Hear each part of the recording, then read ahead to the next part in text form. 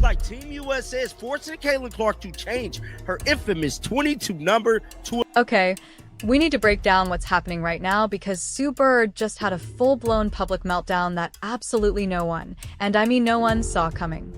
Everything centers around Caitlin Clark, who has reportedly told Team USA, in the clearest terms possible, that she's completely finished with them if they refuse to let her wear her signature number 22. And Sue's reaction to that ultimatum has sent shockwaves ripping through the basketball community, leaving fans and insiders utterly speechless. At this moment, the managing director of Team USA is scrambling behind the scenes, desperately trying to contain the chaos from this explosive standoff. But the truth is, the situation is unraveling fast. This isn't some petty disagreement, folks. This could easily be the biggest crisis women's basketball has dealt with in years, maybe even decades. So before we dig into Sue Bird's jaw-dropping response and break down what Caitlin allegedly said during those closed-door conversations, I want your take. Imagine being in Caitlin's position for a moment. Would you actually walk away from Team USA over a jersey number? Drop your answer in the comments, because whatever happens next might genuinely reshape the entire future of USA basketball as we know it. Because we ultimately know she was snubbed from the cover of Team USA, and not only is they snubbing her, the disrespect is continuing because it's looking like Team USA is forcing Caitlin Clark to change her number. Now this article has... All right, let's cut straight to the heart of it. Team USA basketball has officially triggered what may be the biggest self-inflicted disaster in women's basketball history. And here's the unbelievable part. They brought it entirely upon themselves. They made the decision to force Caitlin Clark, the unquestionably dominant face of the sport right now, to surrender her iconic and globally recognized number 22 for the December training camp. And sources extremely close to the matter claim Caitlin's response was as sharp as one of her deep-range threes. "If I'm not allowed to wear my number, then I'm not coming." That statement has apparently sent Sue Bird, Team USA's managing director, into a complete spiral as she struggles to understand how this avoidable mess exploded so wildly out of control. Let's make something very clear. This isn't just a routine uniform adjustment. Nearly everyone sees this as a deliberate, calculated, and profoundly disrespectful move against the very athlete who single-handedly brought millions of new fans into women's basketball. We're talking about a player whose name is currently bigger than the league itself being instructed to abandon the number tied to her entire brand. It's a mind-boggling decision that has fans, analysts, and practically everyone in the basketball world questioning whether Team USA leadership grasps the generational superstar they have in Caitlin Clark.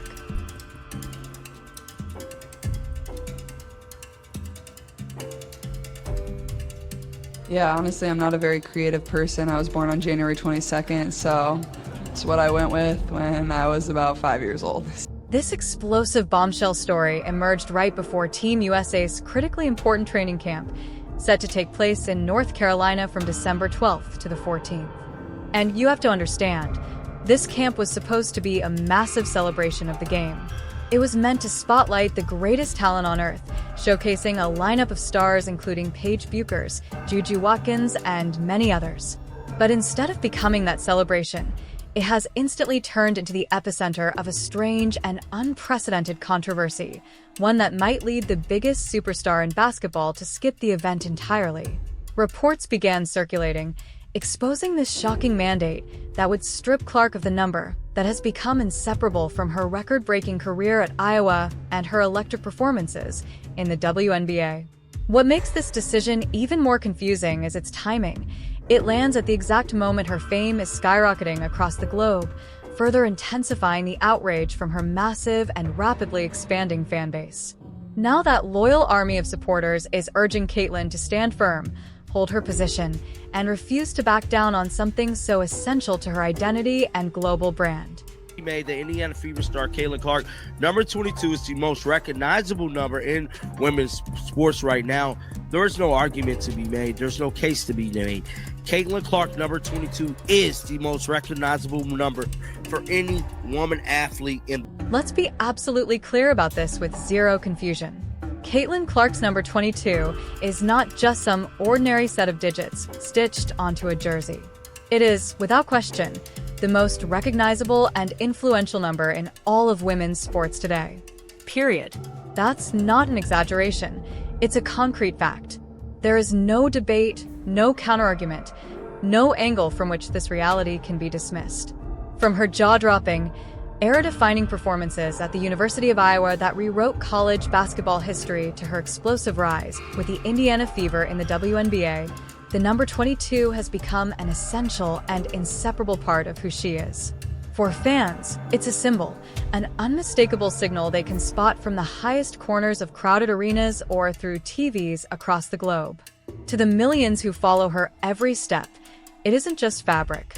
It's a living legacy unfolding in real time right before our eyes. Her entire brand, the powerful story of her meteoric rise, and the inspiring journey she represents are all deeply and tightly connected to that single number. It represents the fearless logo-range threes that defy logic, the uncanny court vision that predicts plays before they develop, and the relentless competitive fire that has drawn in a massive, diverse fan base far beyond the traditional basketball audience. To wear number 17 at Team USA training camp on December 24th, news broke that Caitlin Clark will be taking a part in the training, which that's what we talked about at the beginning of the video. Now, this right here this came out this came out on the 24th. So these are the numbers, man. Head on over to Twitter and check this out real quick. So this is what was released right here. It says Lauren Betts. Hold on, here's the ages. Where's the number? Here we go, right here. So these are the numbers. Caitlin Clark. Let me blow this all the way up, man. I want to blow this all the way up so y'all can see this. So as y'all can see here, man, how did Caitlin Clark number will be changed? So who's wearing 22? Or if you guys remember, Michael Jordan wore number 45 in the Olympics to Caitlin, because it don't look like no one's wearing number 22. No one else on the roster is even assigned number 22. She has quite literally become inseparable from that number in the same iconic way Michael Jordan will forever be tied to 23, and Wayne Gretzky will always be connected to 99. Forcing her to abandon it at this moment, right at the peak of her cultural power, feels like a calculated move meant to weaken the deep connection she's established with her fan base. It's a bewildering, head-scratching decision that leaves everyone questioning what the true motive could possibly be. Unless, of course, the motive is exactly what it looks like, a clear attempt to reassert organizational authority over a player who has very clearly grown larger than the institution itself. And here's what makes things even more aggravating for Caitlin's massive audience. This isn't the first time USA Basketball has appeared to downplay her unprecedented and transformative influence. Remember earlier this year when she was surprisingly and almost unbelievably left off the Olympic roster? That stunning exclusion confused analysts and shocked the public, especially considering her massive global reach and the record-shattering TV ratings she draws every time she steps onto a court. This growing pattern of overlooking or seemingly suppressing her rapidly rising star has only intensified speculation that there may be a deeper agenda in play. Maybe there's pushback within the organization against fully embracing the revolutionary, era-defining player she undeniably is. Because when you look plainly at the facts, none of this makes any rational sense unless you entertain the possibility that Team USA might genuinely feel threatened by the sheer magnitude of Caitlin Clark's influence. So, what number were they attempting to assign her instead? According to official sources, Caitlin Clark was set to wear number 17 for the upcoming training camp. 17. And on its own, it's just a random number, but its meaning becomes clear when you realize it is absolutely not her number. This force switch, especially considering how valuable and recognizable her brand has become, raises a mountain of unsettling questions. You have to wonder, is this an intentional display of control, a reminder of who holds the power, or is it simply an out-of-touch decision that completely fails to appreciate the cultural weight of her established brand? No matter which interpretation you choose, the message being sent to Clark feels unmistakably blunt. We're in charge, and your global star power doesn't entitle you to special consideration. And reportedly, Caitlin's answer was essentially, then I don't need to participate. What makes fans even angrier is the stunning detail that absolutely no one, and let me emphasize that no one, on the entire Team USA training camp roster will be wearing number 22. Think about that for a second. It's not as though the number was reserved for a veteran legend or another superstar who's claimed it for years. The number is just sitting there, untouched, available, and unused. This single fact completely shifts the narrative. It stops looking like a simple roster conflict or a logistical mix-up and starts feeling like a blatant, unmistakable slight toward the most influential player of her generation. If nobody else is using the number, why force Caitlin to give it up? The logic simply doesn't exist. The justification collapses the moment you examine it. And that is exactly why Caitlin reportedly drew her boundary and refused to budge. Now Sue Bird is the one left trying to clean up the chaos that followed. As the managing director of Team USA Basketball, Sue is responsible for shaping the program's long-term direction. She personally selected the roster for this very training camp. She's supposed to be building the next wave of American basketball dominance. Yet instead of concentrating on that mission, she's suddenly stuck navigating a crisis that Team USA entirely created on its own. Because pushing her biggest superstar to abandon something so central to her identity was always destined to explode. Sue Bird's alleged reaction has been described as everything from intensely irritated to genuinely alarmed. Reports indicate she has been scrambling behind the scenes, attempting to engineer a compromise that keeps Caitlin involved without completely contradicting the very policy that caused this mess. But here's the unavoidable truth. Caitlin holds every ounce of leverage here. She doesn't rely on Team USA. Team USA relies on her. Think about it. Caitlin is already a champion. She has already broken records people once believed were impossible. She's already changed the sport permanently. She is already the most marketable figure women's basketball has ever seen. So, what exactly does she gain by joining Team USA if it comes with disrespect toward her brand? Olympic success isn't something she desperately needs. International competition? She's already proven herself on every possible stage. The honor of representing her country? That honor fades fast when the federation treats you like you're just another interchangeable name. Meanwhile, what does Team USA lose if Caitlin opts out? Everything. They lose their biggest attraction. They lose the singular athlete who brings mainstream attention to women's basketball. They lose the player who sells out arenas and launches TV ratings into the stratosphere. They lose the defining face of the sport's future. Sue Bird understands all of this. That's exactly why she's reportedly spiraling behind the scenes. This entire incident exposes just how little bargaining power Team USA truly has in this moment.